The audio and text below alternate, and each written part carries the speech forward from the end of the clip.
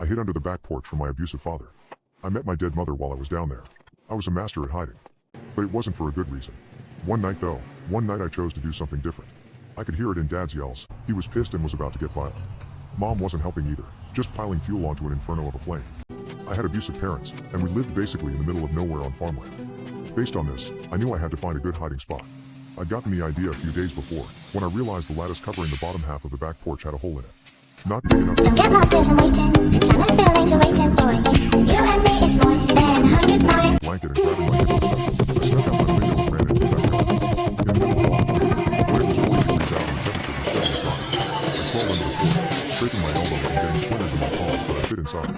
It was actually quite spacious compared to most of my hiding spots. I couldn't sit up all day, but I had plenty of room to spread out my legs. Of course, I was also getting covered in dirt. It had rained a few days ago, so the wasn't still in the way. I wrapped myself in a blanket and settled in. But soon, even with my blanket in the pillow, my teeth were chattering so hard I could hear it. I didn't want to go back inside though, knowing if my dad called me I'd be in the my life. So I had to tune it out. Honey, I recall. That voice was not the voice of my mother, scratching through all the smoking and screeching she did. It was sweet, like honey. I turned over to see the thing on my own, lying on her stomach next to me. She had a pretty butterfly neck and was just as big as her.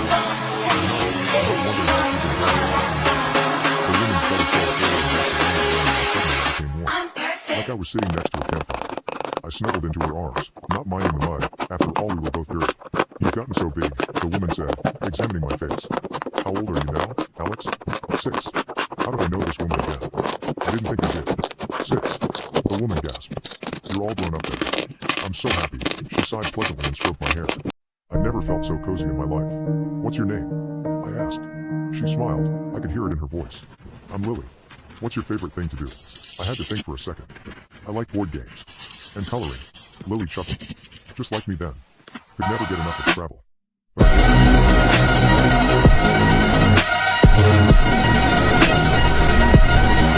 I heard Lily sharply inhale. Hi. I don't think I can. Your daddy put me under here, and I can't leave. But, she thought for a second. Alex, could you do me a favor? Of course. This lady was oh so nice. Why wouldn't I do her a favor? When you wake up in the morning, go to the police station. Ask for an officer by the name of Lowell Joyce. Tell him where to find Lily, okay? Under your back porch. He'll come and he'll get me, okay? And then maybe we can play Scrabble. Yippee. I was too excited about the possibility of playing Scrabble to notice how Lily's voice caught at the end. I nodded vigorously. تقنعني I'll do it. وتصارحني We can حلو be on ولا the ما same حلو team, يعني right? شوف التسويه Lily وشوف softly الحلاوه laughed. وشوف الجمال I'll وشوف help you الزين understand the rules. يعني اطلع اكسب رول Good حلو night, يعني Alex. اقنعني ليش ما When I تسوي woke هيك up the next morning, ليش ما I تسوي لي heard كلام Lily's حلو ما voice. تكتب Go now. لماذا Your dad's gone to work. I'll tell you how to get to the station. Rubbing my eyes, I crawled out from under the porch and went into the house to grab my shoes and a coat. I shivered in the frosty cold. But I saw Lily was out the house. After my shoes and coat, I started walking. It was long enough to get to the house. I really can't remember how long it took to get to the police station, although I have no idea why no one pulled over to see what happened. 16-year-old John was doing laundry alongside the road. Lily kept driving me on. Wait, okay, cross the street now.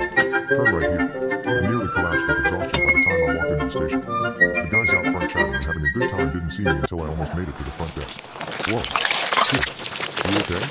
One of the officers knelt down from my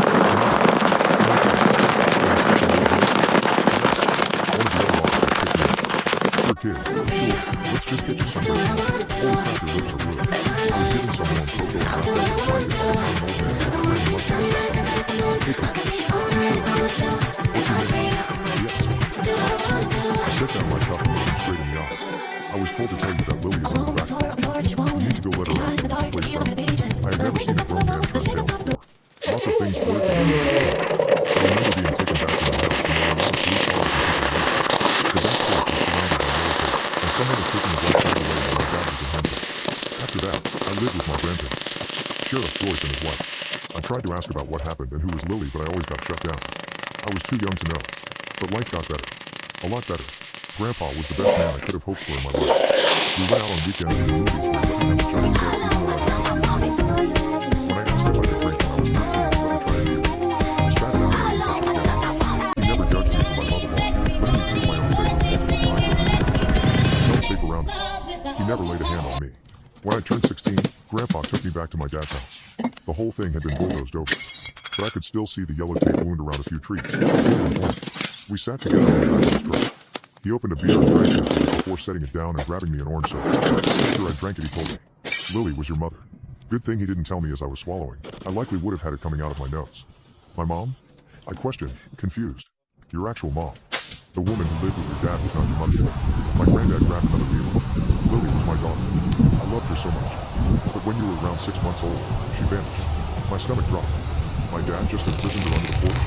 I asked, starting to feel sick. Grandpa took a deep breath before setting his unopened beer down. "That's something I've never been able to understand. Lily told you to find me? And that she loved Scrabble?" "Yeah. She kept me warm that night. I probably would have frozen to death if she hadn't been there. I was a stupid kid, even I knew that." Grandpa went in quiet before he opened the door and slammed the whole thing. "Alex, Lily had been dead the whole time she was gone. When we dug her up, she was bones. Experts confirmed it, and your dad confessed to what happened.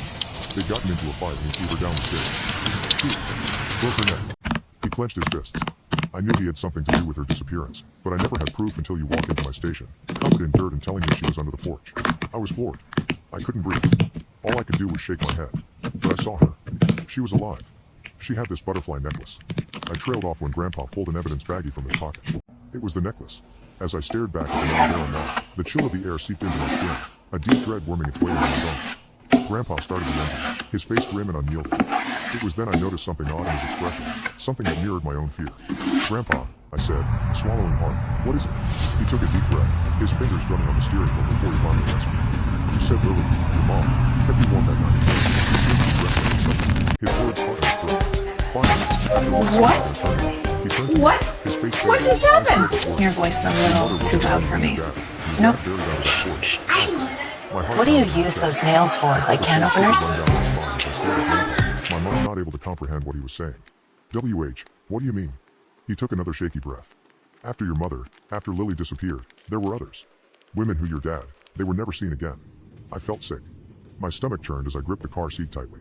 "Are you saying?" I choked on the words, my throat dry. "Are you saying there are? Or more? People under the porch?" He simply nodded, a haunted look in his eyes. In that moment, the dread I had felt amplified, curling around me like a suffocating shroud. Lily wasn't the only one under the porch. There were others. Women my father had lured, deceived, and killed. My grandpa reached for the glove compartment while explaining. He claimed it to be a tradition. He tried to explain it to me, saying it was some sort of ritual. I didn't believe him, until we found out he was serious. It's cursed this entire family. I saw him take out a handgun wrapped in a towel. I began to grow tense. "Grandpa, what are you doing with it?" "Alex, it's only a matter of time before you become just like your father. And I become just like you." I saw a tear shed from his eye. He put the gun in my hand. He whispered in my ear, "Pull the trigger so I don't have to. I'll be right after you."